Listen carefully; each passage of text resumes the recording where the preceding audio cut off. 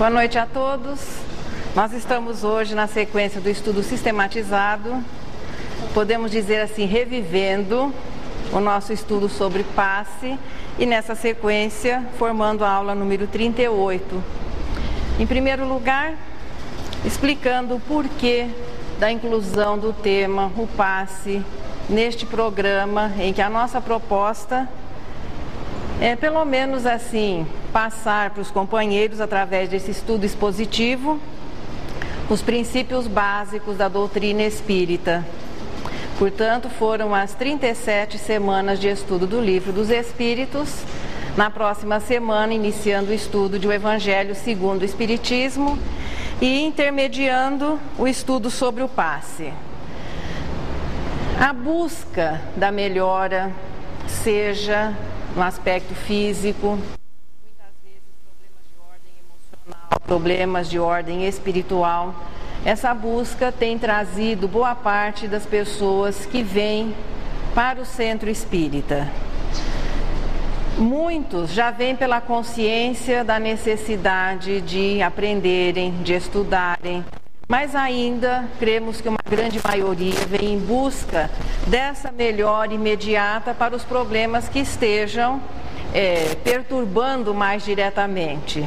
O desconhecimento, enquanto ainda a gente não tem compreensão da importância do conhecimento, nem sempre ele nos aborrece, ele nos perturba.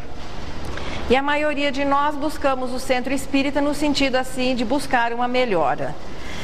O objetivo é estudarmos em conjunto o que é o passe, visando oferecer assim condições de que cada um de nós se utilize e aproveite muito melhor os efeitos dessa terapia que nós podemos considerar como sublime. Quanto melhor for compreendido o mecanismo do passe, quanto melhor nós compreendermos a importância da participação daquele que vem em busca do passe, já que vamos partir do princípio que a equipe deve estar consciente do trabalho que ela deva realizar. Portanto, esse trabalho aqui desenvolvido no aspecto público, já que com os trabalhadores, com os passistas também ele é realizado, é no intuito assim de oferecer a oportunidade de que cada um de nós se utilize de maneira correta e possa aproveitar melhor os efeitos do passe. Porque se isso não for compreendido, o mecanismo do passe, os seus efeitos, qual a nossa participação, nós acabamos imaginando que o passe seja um ritual. Então vai-se ao centro espírita para se ouvir uma preleção acerca de um determinado assunto. Depois nós recebemos o passe, tomamos a água fluida e retornamos para casa tendo cumprido, muitas vezes semanalmente, os nossos deveres para com Deus. Ou então, o passe também mal compreendido e mal utilizado acaba se transformando ou criando uma dependência entre os atendidos, entre os pacientes e ou as pessoas, a equipe, a própria casa espírita. Não há interesse por parte da doutrina espírita em que as pessoas se tornem dependentes deste atendimento.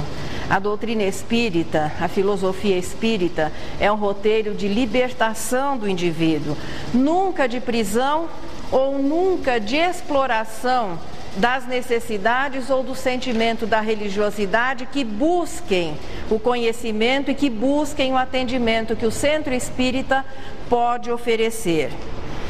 Assim, a equipe estando preparada, os assistidos também melhor preparados, o trabalho vai fluindo de maneira muito mais tranquila e o aproveitamento vai se tornando maior.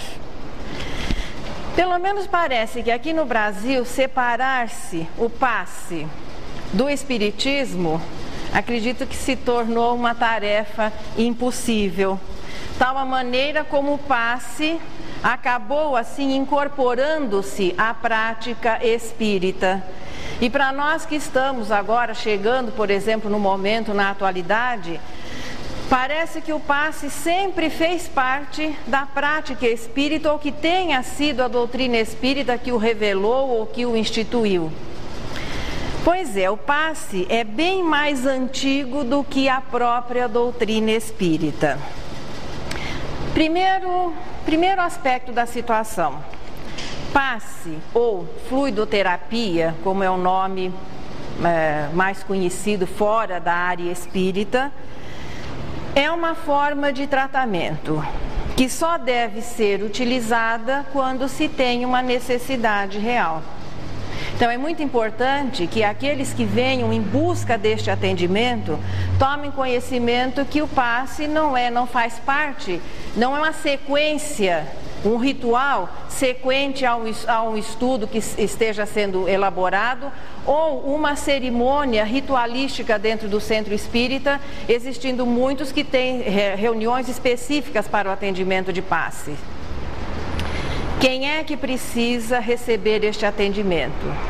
Quem esteja dele necessitando. Fora isso, não vai ocorrer, veja, aquilo que nós chamaríamos assim de atendimento ou de transfusão, porque o passe é uma transfusão de energias.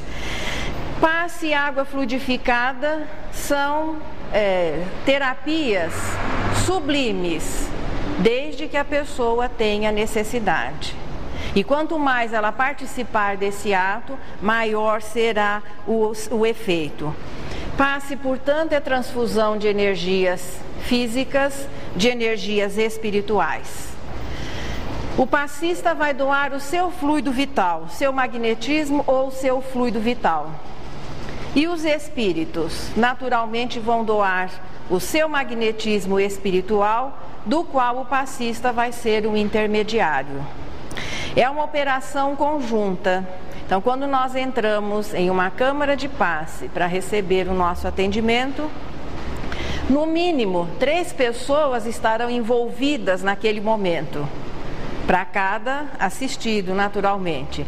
Aquele que vem receber, o passista, que é o trabalhador que o paciente vai enxergar, e no mínimo um espírito que estará ali atuando naquele instante. Portanto, 3 pessoas estarão envolvidas em um trabalho conjunto, buscando o quê? Beneficiar aquele que vem em busca do socorro. Por isso é importante que seja um ato consciente.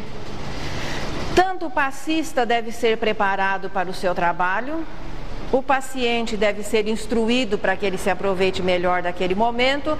Quanto aos espíritos, com estes nós não precisamos nos preocupar, porque para que um espírito seja destacado para a realização de um trabalho, significa que ele está preparado. Naquele momento, portanto, 3 pessoas estarão em nome de Deus, unindo-se para que alguém possa ser beneficiado.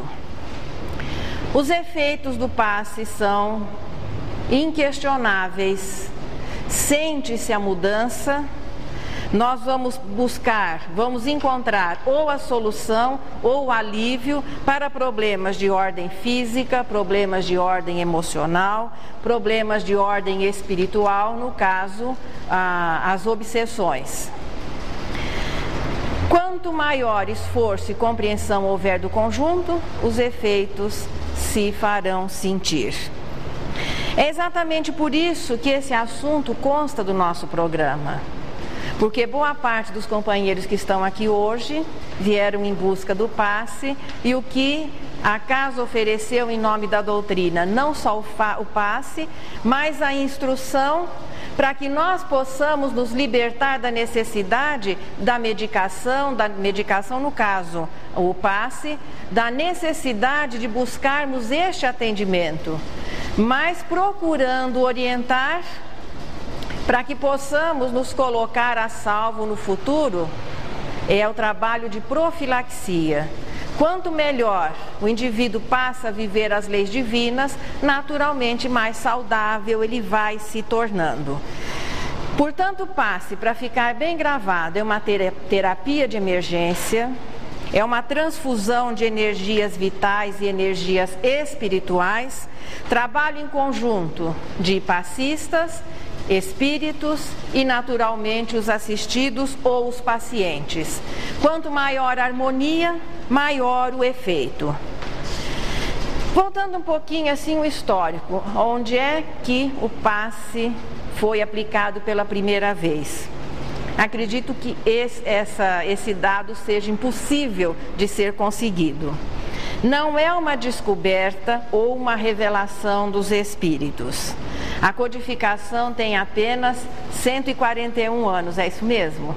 141 anos tem a codificação espírita. E há milênios que a humanidade, não só agora na atualidade não, mas há milênios que nas reencarnações anteriores a humanidade já era bem chegada nesse atendimento fluidoterápico, o atendimento espiritual. O próprio termo passe, ele veio do trabalho dos magnetizadores que movimentavam as mãos, procurando de uma certa maneira direcionar os fluidos que eles sabiam estar doando. A essa altura, no movimento dos magnetizadores, não se considerava participação espiritual. Então, aqueles movimentos longitudinais, movimentos variados, fizeram com que essa terapia recebesse o nome de passe, ou seja, a movimentação das mãos. Por volta de entre 1700 e 1800, a fluidoterapia, ou seja, a doação magnética, foi redescoberta para o mundo moderno através de Franz Anton Mesmer, que acabou, de uma certa maneira, deslumbrando e em muitas situações chocando a ciência da época, revivendo essa terapia que já não era desconhecida da antiguidade. Ele conseguiu curar muitas pessoas, formou uma escola e o trabalho dos magnetizadores acabou se constituindo em um movimento precursor da própria codificação espírita, porque era uma terapia baseada em alguma coisa, vamos dizer assim, não concreta. Havia uma doação, a transmissão de algo, mas esse algo não era visível e nem considerado pela ciência do momento, como ainda não é considerado na atualidade.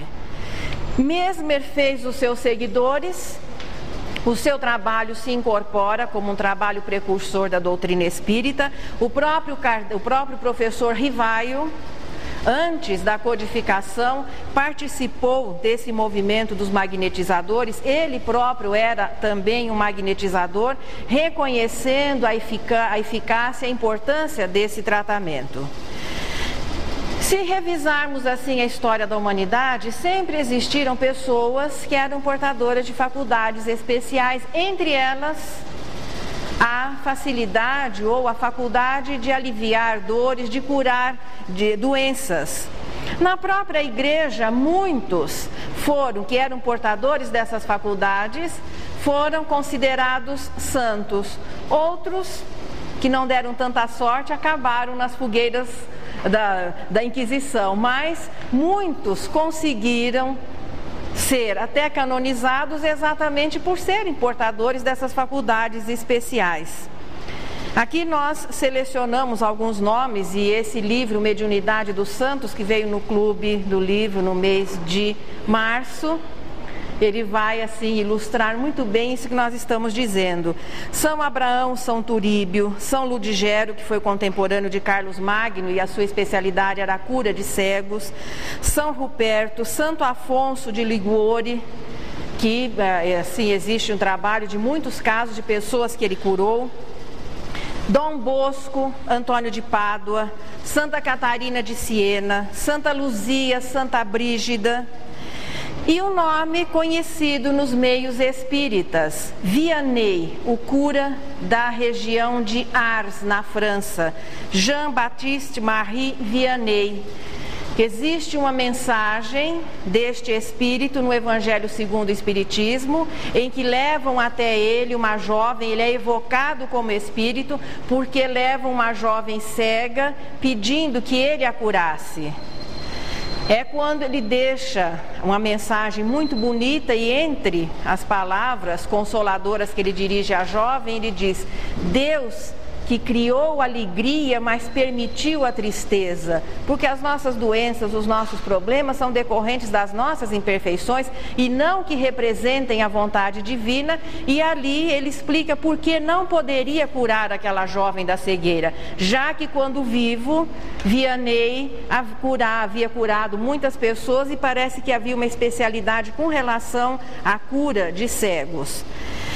Na Idade Média também existiram os feiticeiros, os bruxos, as pessoas que foram santificadas e que através de imposições ou através dos seus recursos conseguiam efetuar curas. No cristianismo nós tivemos exemplos notáveis de médiuns curadores, os próprios discípulos de Jesus, que tiveram as suas faculdades mediúnicas de uma certa maneira intensificadas, curavam as pessoas. Jesus foi o exemplo maior, não através da mediunidade, mas através dos seus recursos de espírito puro, com um fluido vital extra saudável, extra puro, promovendo curas assim que são consideradas milagrosas. E isso para quem desconhece o mecanismo. Jesus se utilizou de leis que permitiam a realização daqueles fatos considerados extraordinários, sim, mas não milagrosos. Paulo, quando perde a visão na estrada de Damasco e procura Ananias o cura daquela sua cegueira. Na Grécia também, nos templos, pitons e pitonisas efetuavam curas, atendiam as pessoas. No Egito, não era desconhecida a prática da cura através da imposição das mãos ou da doação fluídica, existindo até um célebre papiro que foi encontrado nas ruínas em Tebas. E a citação do autor é Paul Montadon, o livro As Radiações Humanas, e ele diz, o papiro diz o seguinte: coloca a tua mão sobre o doente para lhe acalmar a dor e dizer que a dor se vá. Então esse não é o único registro existente no material resgatado pelos arqueólogos, mostrando que essa técnica da imposição das mãos, da doação fluídica, era conhecida no Egito também. Quem utilizou-se deste recurso pela primeira vez, difícil ser estabelecido, porque a doação fluídica é alguma coisa assim espontânea, natural. Instintivamente, um animal ferido lambe as suas feridas. O homem, é normal que ele passe a mão em um lugar machucado.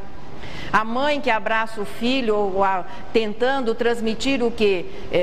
Tentando protegê-lo ou tentando acalmá-lo. São situações em que nós vamos estimular uma doação do nosso fluido vital. Todos os seres vivos dispõem de fluido vital. Na espécie humana, ele está sujeito, claro, à vontade. Nós podemos doar ou não, nós podemos receber ou não. Essa transfusão ocorre se as pessoas quiserem. O passe no Brasil, como é que o passe incorporou-se à prática espírita no Brasil? O passe chegou primeiro. Foi só esse o probleminha. Antes da codificação espírita, em 1840, os doutores Vicente Martins e Bento Mir trouxeram da Europa a técnica dos magnetizadores e as primeiras informações acerca de homeopatia.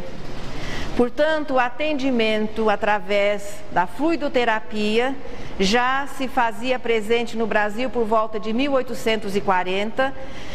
Os primeiros fenômenos, considerados assim também no movimento precursor, ocorreriam na cidadezinha americana de Hydesville em 1848 e só em 1857 o livro dos Espíritos se corporificaria, se materializaria, representando o ponto de partida da doutrina espírita, veja, como um método organizado de estudo, de pesquisa. Na doutrina espírita, portanto, quando o espiritismo chegou ao Brasil, o atendimento fraterno já existia entre a população, surgindo do magnetizador, que era alguém que se preparava sem considerar a possibilidade da existência de uma participação espiritual, o que não significa que essa participação não existisse.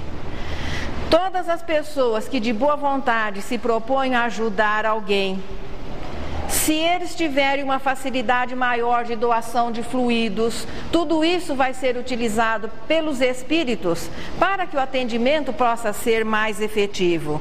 Na prática espírita surgiria que o médium passista como uma variedade do médium curador, já que o médium curador é raríssimo.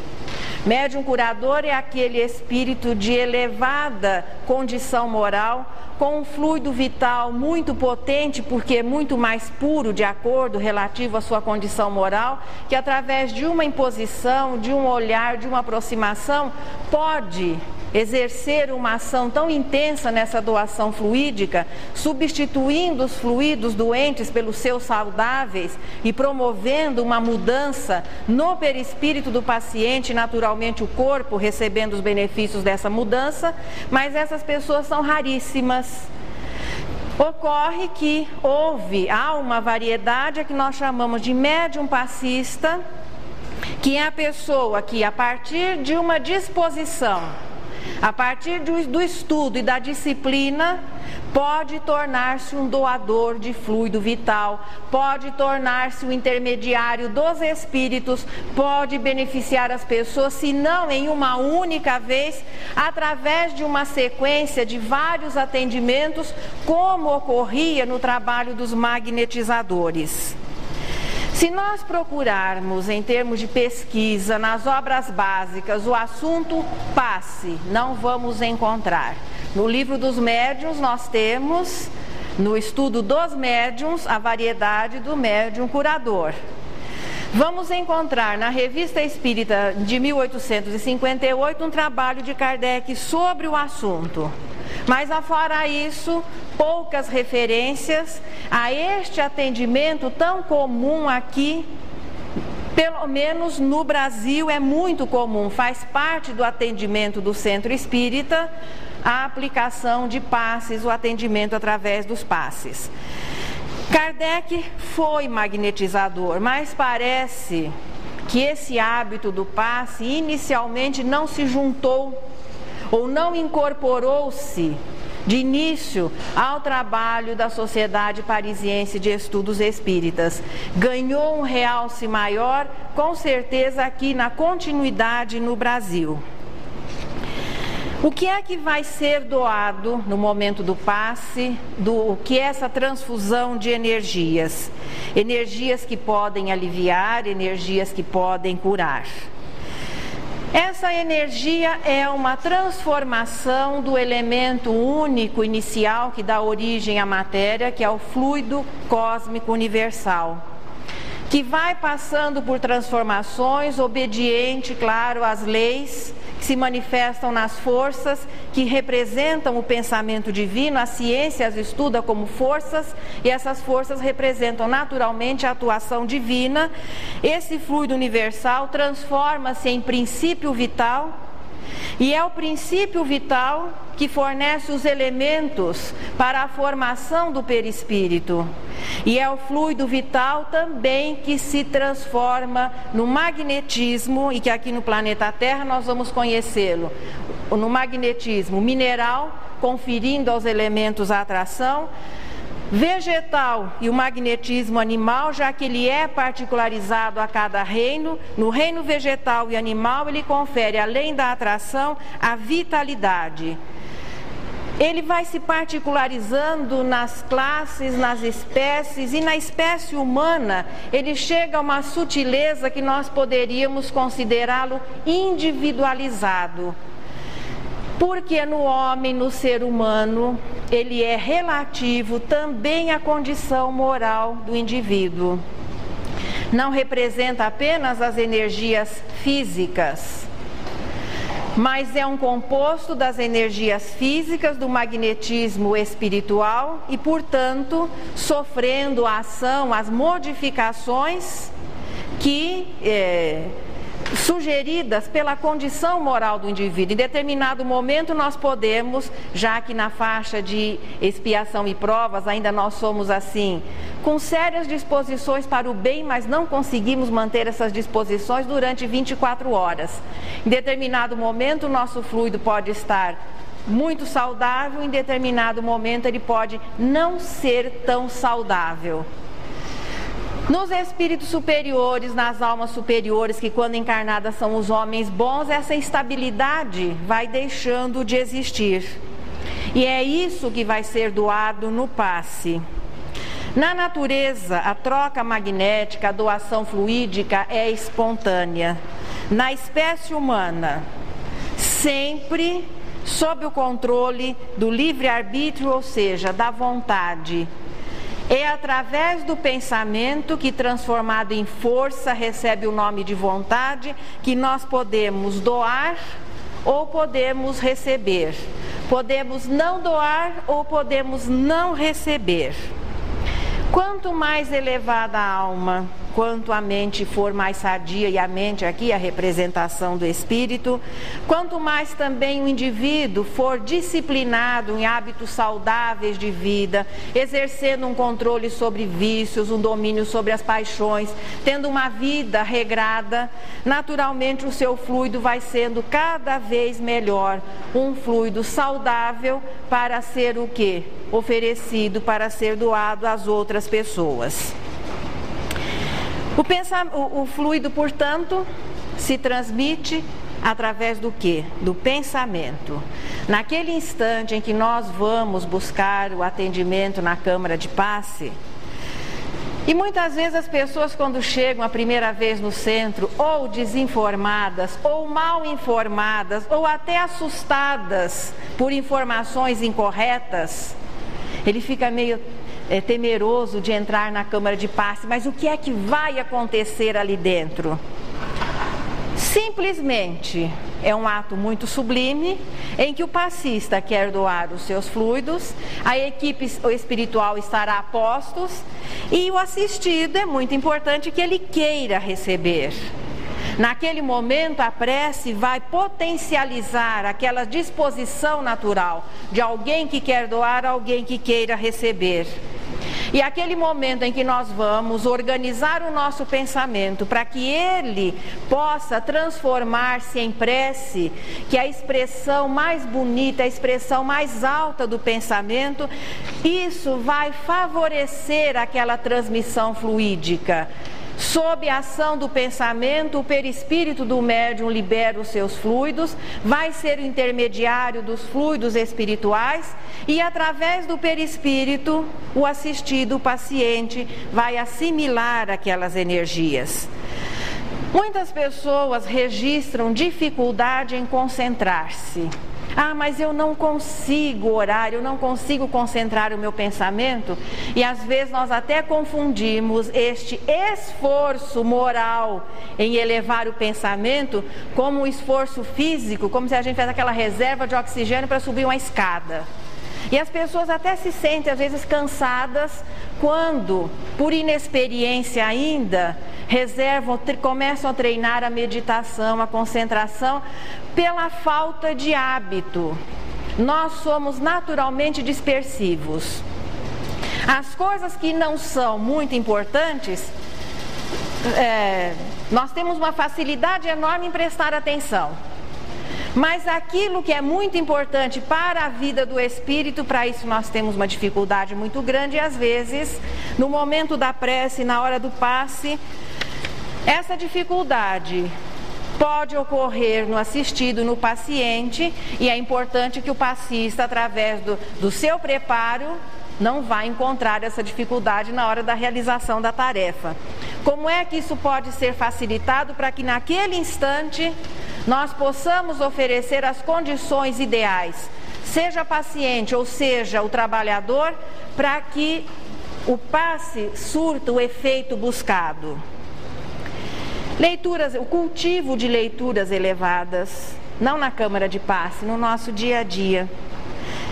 O hábito de meditação, vigilância com relação aos nossos pensamentos, a prática da caridade, desde a sua expressão mais simples, que é a material, até o verdadeiro sentido da caridade, que é a indulgência, a benevolência, o treinamento do perdão.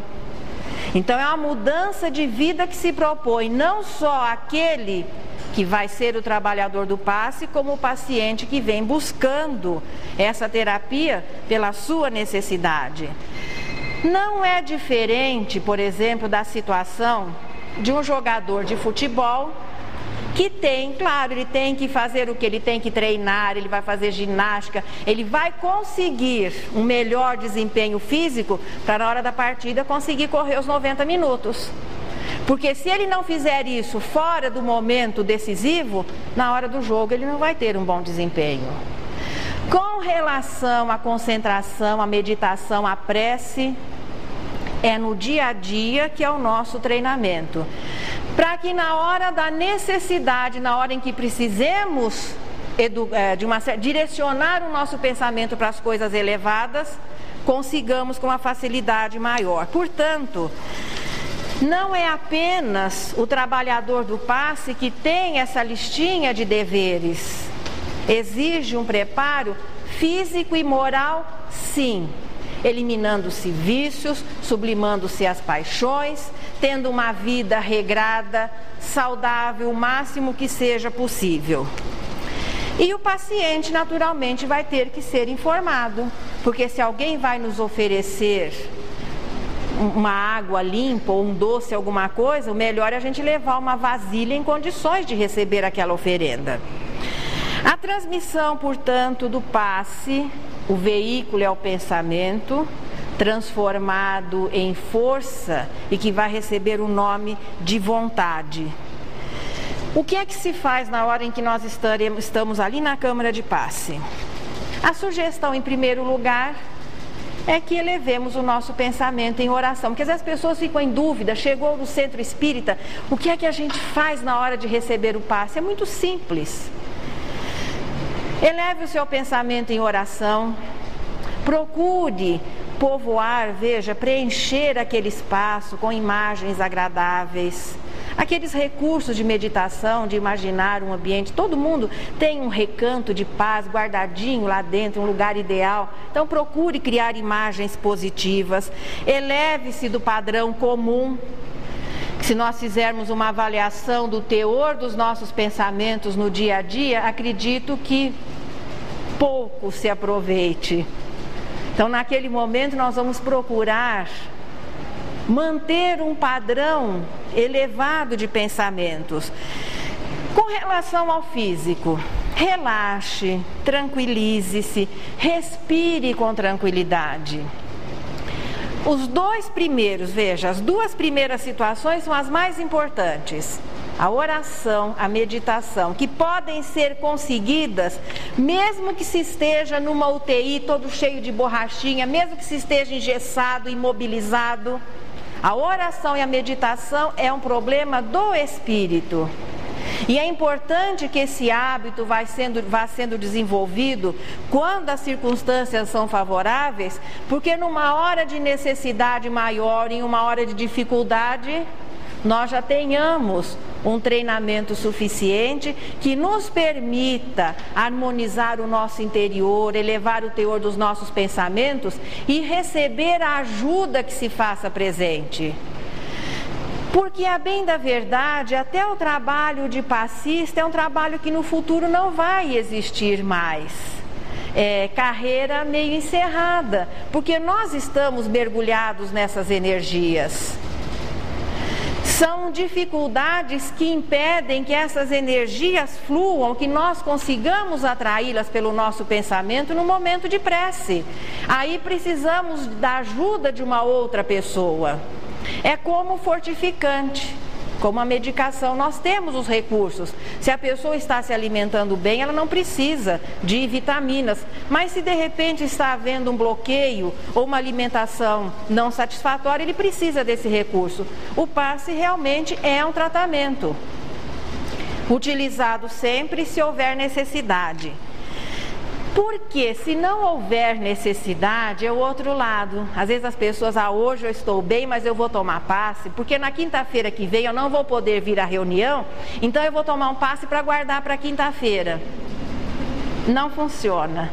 Perispírito não assimila aquilo que não tenha necessidade, ele não faz reservas de fluidos. Então, no momento que a pessoa vai receber o passe, se ele não tem necessidade, não vai ocorrer a transmissão, a transfusão, porque não há necessidade dela. E os passistas, à medida que vão se tornando mais experientes, muitos conseguem até perceber quando a transmissão ocorreu ou não, ou porque a pessoa não tinha necessidade, ou porque não conseguiu colocar-se em condições de receber. É por isso que o ideal é que o passe seja oferecido depois do estudo. Aí nós ficamos aqui conversando 50, 60 minutos, amaciando todo mundo. A cabecinha, tanto a de vocês como a minha, também está diferente depois dessa hora de estudo em conjunto.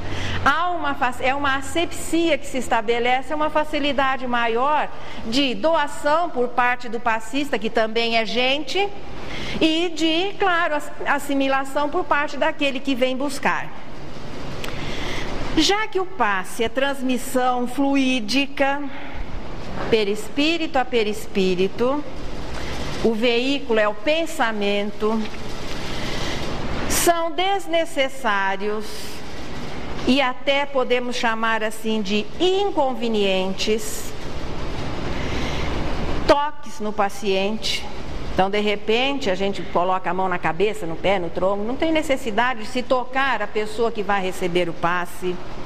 Também não há necessidade de as pessoas que vão receber o passe colocar as mãozinhas assim, porque alguém diz que a mão ali seria o lugar onde os fluidos seriam captados com maior intensidade. Se existe uma região onde, podemos dizer assim, tudo é captado com maior intensidade, seria então o centro coronário, que seria localizado na região do cérebro. É o cérebro que comanda tudo no corpo. Portanto, colocar as mãos em concha no sentido de atrair fluidos não tem nada a ver com a filosofia espírita. Existem médiuns também que ficam pescando os fluidos, pega o fluido aqui, põe para lá, põe não sei aonde, aquelas coisas assim, e o paciente às vezes acha que isso é necessário, que isso caracteriza um passe eficiente. Então, o fluido não é pescado e nem espalhado com as mãos. A pessoa cruzar ou descruzar as pernas. Cada um deve se sentar de uma maneira assim, confortável, sem exageros. Do passe na hora que ele se coloca em posição de dormir, né? Mas cruzar ou descruzar as pernas como se os fluidos se embaralhassem, também não tem base, nem espírita e nem científica para essa afirmação. O passe pode ser transmitido com a pessoa sentada, deitada ou de pé, dependendo da situação. Um paciente que esteja acamado, ele vai estar deitado. Então, não existe uma posição convencionada como a melhor para a transmissão fluídica. A posição é mental, é da alma. E claro que conveniente numa câmara de passe, geralmente as pessoas são atendidas sentadas. Horas favoráveis ou desfavoráveis. Existe um dia mais forte, uma hora mais forte em que o passe é mais efetivo? Também não. Em todos os momentos em que houver uma real necessidade e as pessoas com boa vontade se disponham a doar e receber, Jesus vai se fazer presente através do trabalho de todos os espíritos. Agora, evidentemente que o atendimento no centro espírita tem que existir uma disciplina, reservando-se as emergências para os casos de real necessidade que caracterizem uma emergência. O importante é a disposição mental para que se possa receber, para que se possa doar. Um passe não é mais forte ou mais fraco porque houve um excesso de gesticulação. A história também de incorporação mediúnica na câmara de passe é desnecessária e inconveniente. Passe é transfusão de energias físicas e energias espirituais, e não reunião mediúnica de desobsessão. É altamente inconveniente, inclusive, o obsidiado ser o intermediário do seu obsessor. É altamente inconveniente a repetição desse processo, o obsessor se utilizando do obsidiado para, de uma certa maneira, estabelecer um diálogo. E com relação aos mentores da casa, se são estes que nos orientam e nos instruem, existe hora específica para que ele possa naturalmente se expressar através dos médiuns. Por que é inconveniente a incorporação na câmara de passe? Porque vai criando vai estabelecendo uma dependência com o médium que atua incorporado e que alguém já vai imaginar que aquele passe é mais eficiente, porque de uma certa maneira fica caracterizada a presença do espírito, e vão se estabelecendo dependências a ponto de ir a um lugar, a gente não conta o fato, mas não o local. Para se receber passe com o médium X, era preciso tirar fichinha. Para os outros não precisava, não. Então, como fica uma equipe em que haja essa discriminação? As pessoas são diferentes, existem aqueles de moral mais elevada, sim, só que no atendimento de passes, isso não vai constituir em prejuízo. Porque existirá uma equipe espiritual, desde que os trabalhadores sejam sinceros e dignos, suplementando as nossas deficiências. Isso não significa acomodamento por parte da equipe. Só depois que terminar, tá? Aí a gente pode. Senão... Outro probleminha é o médium, muitas vezes pela sensibilidade, cada um tem uma natureza, uma sensibilidade maior. É o médium extravasar essa sensibilidade através de fungadas, bocejos, chega-se ao absurdo de arrotos. A esfregação, vocês estão rindo, mas todo mundo sabe que isso é verdade. A esfregação de mãos para potencializar o fluido. Isso caracteriza falta das primeiras noções de um bom comportamento social.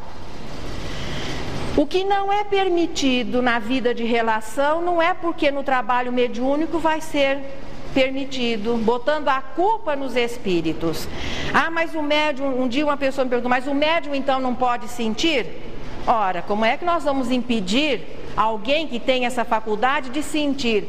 Muitas vezes o médium vai sentir alguma coisa, às vezes dos próprios sintomas do paciente, vai registrar sensações desagradáveis dos seus acompanhantes.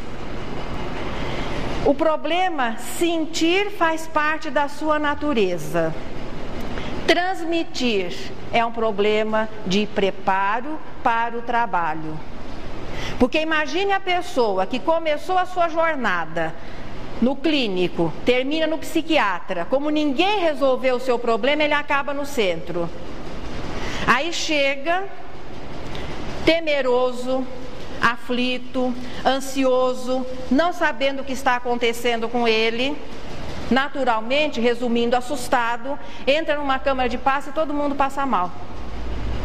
Como é que ele vai sair? Pior. Então nós não temos o direito de prejudicar as pessoas. E o passista vai ter que se preparar para realizar o seu trabalho. Não é diferente de um enfermeiro, do dentista, do médico que nos atenda.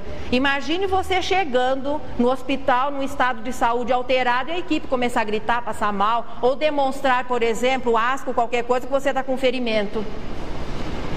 É o mesmo comportamento que se exige de um profissional de saúde, no caso, que esteja tratando com as pessoas. O médium pode exercer esse controle? Pode, deve. Para isso, ele tem essa faculdade que lhe foi concedida e tem todo um trabalho de preparação. porque senão nós estaremos prejudicando as pessoas ao invés de auxiliá-las. E todos esses exageros, essas demonstrações exteriores, porque muitas vezes se confunde a existência da mediunidade com demonstrações exteriores. Isso não significa uma força maior ou menor, um efeito maior no passe. São desnecessárias também a formação de correntes de mãos dadas. A corrente é mental. As pessoas podem estar de mãos dadas e cada uma vibrando anos-luz uma da outra. Desnecessárias roupas especiais para aplicação de passes, retirada de objetos metálicos e uma porção de rituais e de crendices que foi se infiltrando a prática simples e natural que é a doação fluídica, transmitida através da força do pensamento perispírito a perispírito. O clima ideal para essa transmissão é a nossa tranquilidade interior, a nossa tranquilidade de consciência, o esforço no bem. Também são desnecessárias na câmara de passes preces feitas em voz alta, porque aí vem aquele lado assim, até cômico da situação.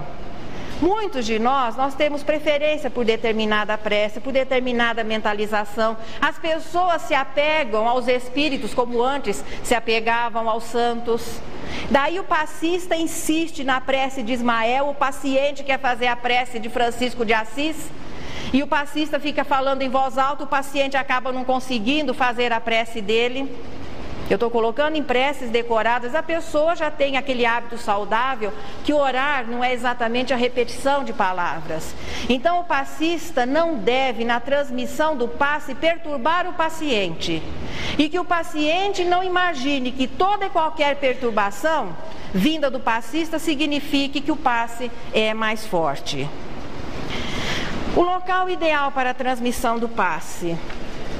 Se o passe é uma forma de tratamento, é uma terapia espírita, o lugar ideal é o centro espírita. E importante que a casa espírita possa ter um lugar reservado, ou existem atendimentos feitos assim, com várias pessoas, mas o ideal, porque existirá uma facilidade maior de concentração, a preservação inclusive da curiosidade. Em muitas situações a pessoa que chega carente, necessitada, às vezes ela pode até não se sentir bem, não que o passe seja motivo para ela não se sentir bem, mas é que ela vem com uma carga emocional tão grande, muitas vezes inclusive pressionada pelos obsessores, que na hora que ela se sente atendida ela desaba. Não é melhor que isso seja feito em um lugar reservado do que expô-la à curiosidade pública? Veja, o paciente, enquanto não instruído, às vezes não se sentir bem é uma situação. O passista tem que reciclar os seus conhecimentos. Também a câmara de passe é um lugar onde os pensamentos estarão mais homogeneizados, porque é uma equipe que está disposta ao trabalho. O ideal é no centro espírita, no lugar reservado para esse atendimento. Pode-se atender a domicílio? Pode-se e deve-se, se o paciente não tiver condições de locomoção para o centro espírita. E não aquela situação de ir fazer passe, quase que uma visita social, para depois tomar café, comer bolachinha, e o paciente ser atendido na hora em que ele ache melhor. Isso também é um desconhecimento. Aquele que tem a necessidade para a urgência, não existe hora. Desde que fique caracterizada a impossibilidade da vinda ao centro espírita, porque é o lugar preservado, melhor preparado para esse atendimento. Aí que eu anotei, todo trabalho deve ter a sua disciplina. Quantidade de passes, quantos passes nós podemos tomar? Isso é muito relativo. Se é um tratamento, até que o tratamento surta efeito, por isso não existe um número definido. André Luiz sugere, veja, não é nem André Luiz, é Alexandre, que é orientador do livro Missionários da Luz, através de André Luiz e através da mediunidade de Francisco Cândido Xavier. Ali eles dão um exemplo de 10 passes. Então, uma sociedade onde, quando a pessoa chegava, era atendida, passava por uma entrevista e eram sugeridos 10 passes. Durante os 10 passes, havia um acompanhamento não só da equipe encarnada, como acompanhamento da equipe espiritual. Havendo necessidade, os passes eram, então vamos mais 10. Só que esse acompanhamento era muito sério, porque no momento em que a espiritualidade sentia que o assistido, o paciente, não estava correspondendo, ele entrava na câmara de passe, mas não recebia nadinha. Porque aquela dor ou problema era o motivo da sua melhora. Então, tanto o paciente como o passista têm compromissos para que o passe possa surtir efeito. Naturalmente, vai havendo um acompanhamento e a própria pessoa, o ideal é que, se nós estamos precisando dessa terapia, é que busquemos a orientação da casa espírita para que sejamos encaminhados à câmara de passe, ou as pessoas conseguirem saber da sua, até que aquele indivíduo consiga avaliar a sua real necessidade. E os outros que às vezes não estão, através de um tratamento, vão reservar para buscar o tratamento de passe no dia em que haja uma necessidade. E não que em todas as vezes que se venha ao centro espírita se tenha que tomar passe. Então as pessoas conscientes sabem, olha, hoje eu não estou bem, seja física, seja emocional, ou sentindo às vezes uma perturbação espiritual, eu vou receber o passe. O que não significa que na quinta-feira que vem eu tenha essa necessidade. E as pessoas em tratamento vai se repetindo até que o assistido melhore e não tenha mais necessidade do atendimento. É por isso que o passe é um apoio àquela orientação. Se a causa dos nossos problemas são as nossas imperfeições, elas são decorrentes do nosso desconhecimento, da nossa ignorância, o passe fica assim como terapia de emergência, o que vai promover a nossa cura ou evitar que sistematicamente nos contaminemos, é o conhecimento que vai se transformar num estilo diferenciado de vida. O passe aliado à instrução, até que a pessoa continue a se instruir e a viver o que sabe e vai se desligando da necessidade de receber passes. Nessa linha de pensamento vem a água fluidificada. Quando se deve usar a água fluidificada? Quando tivermos necessidade. Afora isso, para matar a sede, é a água mesmo, o ideal é que ela seja potável, cristalina, limpa, né? Mas não há necessidade de faz o culto do evangelho no lar, o culto no lar, bota a aguinha para todo mundo. Se tiver alguém com necessidade, nós vamos colocar água para aquele. Mas não colocar água para todo mundo sendo um ritual, porque hoje é o culto no lar, nós vamos beber água fluida. Trazer a garrafinha ao centro, pode-se trazer? Pode-se, mas vamos considerar que quem é mais interessado no seu tratamento do que o necessitado? Se ele colocar a sua água fluidificada para fluidificar na hora da prece, em que ele vai fazer a sua prece, tenha certeza que o seu anjo da guarda, os bons espíritos estarão ali fluidificando a sua água, e terá um valor muito maior porque representa o seu esforço, a sua convicção, a sua confiança. Não há interesse na doutrina espírita em prender as pessoas através das suas necessidades, através das suas carências, reforçar o lado doentio das pessoas.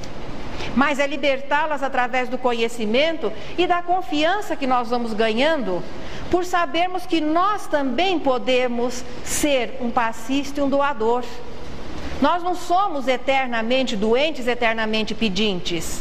As pessoas que nos socorrem são pessoas iguais a nós, com problemas, com dificuldades, com as mesmas imperfeições, mas que estão procurando superar essas deficiências para nos auxiliar. Então nós podemos desenvolver também os nossos recursos. Portanto, a água fluidificada fluidificada no centro ou no nosso momento de prece em casa, vamos dizer que tem o mesmo valor. Finalizando o caderninho de preces. Por que aqui na Seja não tem um caderninho de preces? Para quando a gente chega a colocar o nome das pessoas por quem nós gostaríamos de orar. A prece, veja, a ideia de que existem pessoas especiais para levar os nossos problemas para Deus, essa ideia não se infiltrou na doutrina espírita. Não existem pessoas especiais, todos nós somos especiais para Deus, todas as criaturas, todos os espíritos podem elevar o seu pensamento em prece a Deus e principalmente todos nós podemos e devemos, aliás é muito saudável, identifica a elevação moral você preocupar-se com alguém e orar por ele. Porque se alguém chega aqui e fala, olha, eu gostaria que vocês orassem pelo meu amigo. Nós não conhecemos o amigo. Então o que nós podemos fazer? Na nossa oração, mentalizar aquele que pediu, para que ele sirva de apoio para a prece chegar. Vamos simplificar as coisas? Não é melhor dizer a ele que ele pode e deve orar pelas pessoas a quem queira ajudar? Que o dirigente, o passista, o expositor não são pessoas especiais a quem Deus daria mais atenção para beneficiar alguém? No momento da prece aqui no salão, por quê? No momento da prece nós podemos orar pelas pessoas a quem gostaríamos de auxiliar. A maioria dos pedidos, das necessidades, nem chega ao conhecimento da equipe encarnada. Quantos atendimentos são feitos? Olha, mesmo aqui neste instante, em que embora com o calor, a palestra que se prolonga um pouquinho, está havendo uma facilidade maior de concentração, quantos atendimentos já foram feitos? Existindo necessidade que busquemos a câmara de passe, onde ali alguém vai doar as suas energias, onde os espíritos com boa vontade, com carinho, com devotamento, estarão ali superando as nossas dificuldades para transmitirem também as suas energias. Mas lembrando sempre que é um trabalho em conjunto, é um ato fraternal, passista, paciente, espíritos. Jesus oficializou a doação fluídica, a doação magnética, a fluidoterapia, o passe, em muitas oportunidades, em fatos que foram considerados milagrosos pelo desconhecimento da naturalidade com que se pode doar um fluido vital. Apenas que os fluidos de Jesus eram puríssimos, ele não necessitava que outros espíritos subcomplementassem a sua dificuldade. E o realce maior exatamente para o trabalho de Jesus, demonstrando que não é a maneira, que não são as fórmulas, não são as palavras, não são os rituais, nada disso, mas que é o pensamento elevado através da prece, que era a situação normal de Jesus. O que para nós é prece ainda está muito distante do que é o pensamento de um espírito puro. Então Jesus é o amor e o seu pensamento é a prece constante, porque constantemente o seu pensamento está em harmonia com o pensamento de Deus, na representação que das suas leis. Mesmo quando esteve encarnado aqui, os seus fluidos extrapuros, ele se utilizou de vários recursos para demonstrar às pessoas essa doação fluídica, mas existe um caso em que não houve sequer um gesto de Jesus para demonstrar que estivesse atendendo a pessoa. É quando aquela senhora, portadora de um sangramento já há 10 anos, e que vinha, claro, sobrecarregada, não só pelo problema físico, mas pelo que representava a mulher sangrando na cultura da época. Era a mulher considerada impura. Quer dizer, isso lhe trazendo um enorme problema social, familiar, além de um problema de saúde que não havia conseguido ser resolvido. Então nós podemos imaginar a ansiedade com que ela se aproximou de Jesus. Claro, por ouvir falar que aquele homem estava realizando curas fantásticas, curando leprosos, devolvendo a visão a cegos, devolvendo a audição a surdos. E ela chega e, tímida, toca na roupa de Jesus. Ele para, estava em meio a uma multidão, ele para e pergunta: quem me tocou? Os seus discípulos: mestre, mas como que nós vamos saber quem te tocou? Em meio dessa multidão que está aqui, todo mundo se acotovelando. Eles imaginaram que Jesus estivesse reclamando de um esbarrão maior que alguém lhe tivesse dado. Mas Jesus sentiu que dele havia se desprendido fluido vital. E ela ficou curada. Naquele momento, ela buscou a cura na fonte que estava à disposição de todos, que era Jesus. Através do pensamento, nós podemos buscar o nosso alimento espiritual, a nossa melhora, pois estamos mergulhados nessas energias. Passe, portanto, é a transfusão dessas energias através, no caso do passista. É uma terapia de emergência à disposição de todos, desde que haja necessidade. 41 aninhos só e já tendo...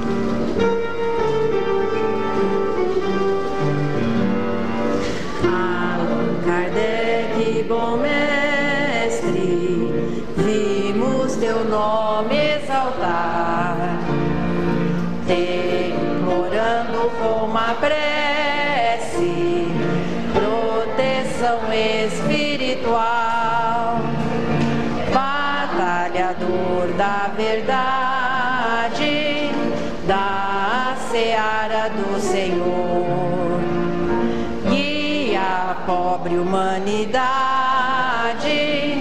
pra paz, pro bem, para o amor. Glória, glória, Allan Kardec, sublime emblema de luz. Glória, glória, Allan Kardec, que nossas almas conduz. Salve, salve, Allan Kardec, mestre de exemplo e de amor. Caminharemos seguindo teus passos até o Senhor. Kardec, mestre altaneiro, exemplo da caridade, és o fiel timoneiro da nossa felicidade. Caminharemos contentes, sempre firmes, sem temor. E um dia alcançaremos as moradas do Senhor. Glória, glória, Allan Kardec, sublime emblema de luz. Glória, glória, Allan Kardec, que nossas almas conduz. Salve, salve, Allan Kardec, mestre de exemplo e de amor. Caminharemos seguindo teus passos até o Senhor.